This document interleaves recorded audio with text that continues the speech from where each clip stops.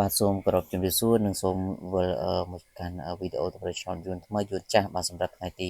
19ខែ11ឆ្នាំ2025ទាំងអស់គ្នាជាទីសរពរាប់អានបាទចឹងសម្រាប់ថ្ងៃនេះផងដែរយើងក៏មាននៅទម្រង់លេខល្អៗសម្រាប់ធ្វើការចែកជូនទៅកាន់បងប្អូនដែលយល់តាទាំងអស់គ្នាសម្រាប់កំសាន្តជាពិសេស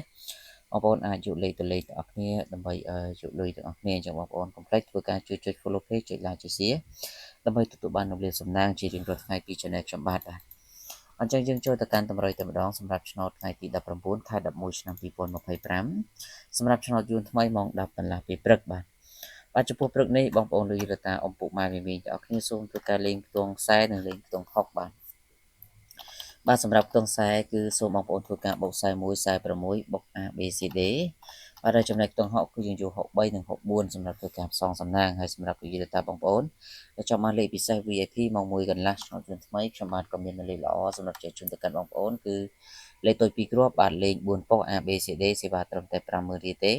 បងប្អូនដែលចង់លេងគឺអាចធ្វើការឆាតមកយកទាំងអស់គ្នាបានសម្រាប់ម៉ោង4កន្លះក៏ដូចគ្នាគឺយើងមានលេខតូច2គ្រាប់ឲ្យលេង4ប៉ុស្តិ៍សេវា50000អញ្ចឹងសម្រាប់បងប្អូនដែលមានបំណងចង់បានលេខល្អ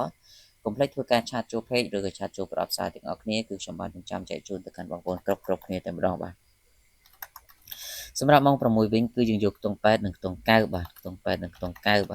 បាទសម្រាប់ខ្ទង់8គឺសូមបងប្អូនធ្វើការលេខ9គឺយើងយក85 89បាទធ្វើការបុក A B C D